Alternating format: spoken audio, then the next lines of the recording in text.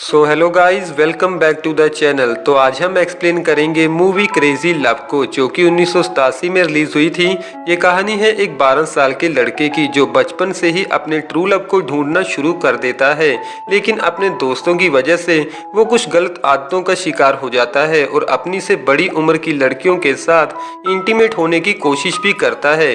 तो चलिए जानते हैं उस लड़के की पूरी कहानी को, लेकिन उससे पहले आप सब लोग वीडियो को एक लाइक जरूर कर दें।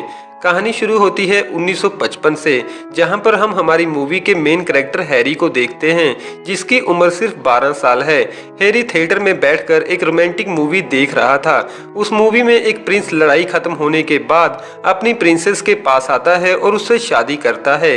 यहाँ पर हैरी उस प्रिंसेस की तरफ काफी ज्यादा अट्रैक्ट हो जाता है। अब यहाँ पर हैरी ने भी मन बना लिया था कि वो भी ऐसी ही किसी लड़की को ढूंढकर उसके साथ शादी करेगा। मूवी खत्म होने के बाद थिएटर से बाहर जाते समय हैरी उस मूवी का पोस्टर चोरी कर लेता है। घर पहुंचने के बाद हैरी अपनी मॉम के साथ खाना खाने लगता है। खाना खाते समय हैरी अपनी मॉम से पूछता है कि आपने डैडी से शादी क्यों की थी। तो उसकी मॉम बताती है कि तुम्हारे डैड मेरे ब्रदर के दोस्त थे और एक दिन उन्होंने शादी के लिए मुझे प्रपोज किया। शाम को हैरी अपने दोस्त स्टैन के पास चला जाता है, जो उम्र में हैरी से थोड़ा बड़ा था। वो हैरी को एक सीन चेंजिंग वाली पिक्चर दिखाता है। अब हैरी भी स्टैन को उस मूवी का पोस्टर दिखाता है, लेकिन स्टैन को वो पोस्टर कुछ खास पसंद नहीं आता। इन सब के बाद स्टैन हैरी को इंटीमेशन के बारे में बताता है, जिसके बारे में हैरी को कुछ भी नहीं पता था। स्टैन उसे कहता है कि बड़े होने के बाद ये चीजें सबको करनी पड़ती हैं और तुम्हारे पेरेंट्स ने भी ऐसा ही किया था। वो हर तरीके से हैरी को समझाने की कोशिश करता है और थोड़े टाइम बाद रात को वो दोनों एक कार्निवल में चले जाते हैं। स्टैन हैरी से कहता है कि हमें तुम्हारे लिए यहाँ पर कोई ना कोई लड़की तो जरूर मिल जाएगी और तुम्हें डरने की जरूरत बिल्कुल नहीं है, क्योंकि मैंने पहले भी यहाँ पर काफी बार ऐसा किया है। स्टैन को जाइंट व्हील राइड पर कैथी दिखाई देती है। स्टैन हैरी को कैथी के साथ राइड पर बैठने के लिए बोलता है। हैरी स्टैन की बात मान लेता है। कैथी हैरी के करीब आने की कोशिश तो करती है, लेकिन हैरी से कोई रिस्पॉन्स ना मिलने पर वो उसके साथ कुछ नहीं करती। राइड खत्म होने के बाद स्टैन को पता चलता है कि हैरी ने तो कैथी के साथ कुछ भी नहीं किया, जिसके बाद वो दोनों कार्निवल में वुमेन फाइट देखने के लिए चले जाते हैं। यहाँ पर हैरी की मुलाकात एक ब्यूटीफुल वुमेन से होती है, जिसे देखकर स्टैन कहता है कि ये वुमेन तुम्हारे लिए बिल्कुल परफेक्ट है। वो वुमेन अपने बॉयफ्रेंड के साथ फाइट देखने के लिए फाइटिंग हॉल में चली जाती है। वो दोनों भी उसके पीछे पीछे हॉल के अंदर चले जाते हैं।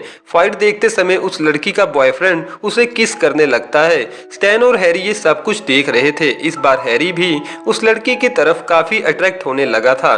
थोड़े टाइम बाद वो लड़की अपने बॉयफ्रेंड के साथ हॉल से बाहर चली जाती है। स्टैन हैरी से कहता है, चल आ तुझे दिखाता हूँ इंटीमेशन किसे कहते हैं। वो लड़की और उसका बॉयफ्रेंड पार्किंग प्लेस में ही एक दूसरे के साथ इंटीमेट होने लगते हैं। हैरी और स्टैन एक कोने में छिपकर उन दोनों को देख रहे थे, लेकिन तभी वहां पर उस लड़की का बेटा आ जाता है। तो वो लड़की अपने बेटे को अपने साथ लेकर वापस अपने घर चली जाती है। हैरी स्टैन को बताता है कि उस लड़के का नाम थियो है और वो मेरा क्लासमेट है।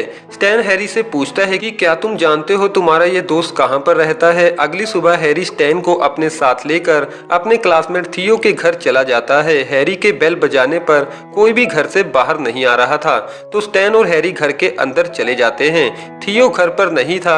हैरी और स्टैन देखते हैं कि वो वुमेन नशे की हालत में अपने बेड पर सो रही है। तो स्टैन हैरी को उसके पास जाने के लिए बोलता है और कहता है कि फिक्र मत करना, नशे की हालत में होने की वजह से वो जल्दी नहीं उठेगी। हैरी उस वुमेन के पास जाता है और उसे टच करने की कोशिश भी करता है, लेकिन अचानक से वो वुमेन जाग जाती है। तो हैरी और स्टैन वहां से भागकर वापस आ जाते हैं। अब स्टैन हैरी को मास्टर बेड के बारे में बताता है, जिसके बाद रात को हैरी उस प्रिंसेस का पोस्टर देखते हुए मास्टर बेड करता है। अब यहाँ पर 7 साल बीत जाने के बाद हम हैरी को देखते हैं, जो काफी बड़ा हो चुका था, लेकिन अब उसे एक स्किन प्रॉब्लम थी, जिस वजह से उसके पूरे फेस और बॉडी पर एक्ने स्पॉट बन चुके थे। आज उसके स्कूल में ग्रेजुएशन डे था, लेकिन उससे पहले वो अपने डॉक्टर के पास चला जाता है।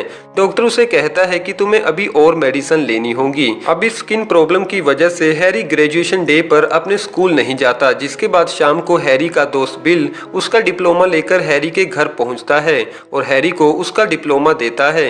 बिल हैरी से पूछता है कि क्या तुम आज रात स्कूल डांस पर नहीं आ रहे हो, तो हैरी उसे कहता है कि मैं ऐसी हालत में वहां पर नहीं आना चाहता।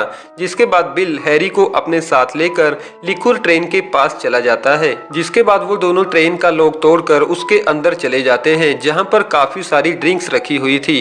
ड्रिंक के नशे में हैरी बिल को अपनी एक पोइट्री सुनाता है जो उसने क्लास की सबसे सुंदर लड़की लीजा के लिए लिखी थी।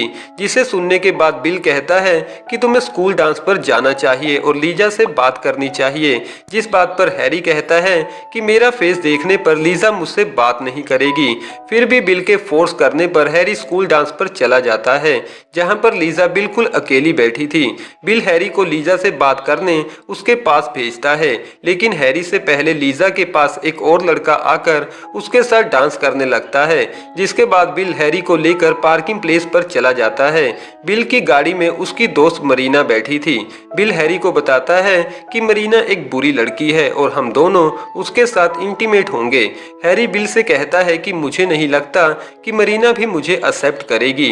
अब पहले बिल मरीना के पास जाता है और उसके साथ इंटीमेट होता है, लेकिन उसके बाद वही होता है जिसका डर था। मरीना हैरी को उसकी स्किन प्रॉब्लम की वजह से रिजेक्ट कर देती है। जिसके बाद हैरी उदास होकर बाथरूम में चला जाता है और अपने पूरे फेस को टॉयलेट पेपर से कवर कर लेता है और वापस पार्टी में आकर लीजा को डांस के लिए पूछता है। लीजा डांस के लिए मान जाती है। डांस खत्म होने के बाद लीजा वापस चली जाती है तो बिल हैरी को बोलता है कि आखिरकार तुम कामयाब हो ही गए। जिसका जवाब देते हुए हैरी कहता है कि लीजा ने तो मेरा फेस तक नहीं देखा और उदास होकर बिल के साथ वापस अपने घर आ जाता है और ड्रिंक के नशे में ही घर के बाहर बैठ जाता है। जिसके बाद उसके पास दो पुलिस ऑफिसर आते हैं और ट्रेन में से ड्रिंक चोरी करने पर उसे गिरफ्तार कर लेते हैं, क्योंकि उन ऑफिसर को ट्रेन में से हैरी की लिखी हुई पोइट्री मिली थी। 14 साल बीत जाने के बाद हम हैरी को एक क्लब में देखते हैं, जहां पर हैरी काफी ओल्ड एज हो चुका था।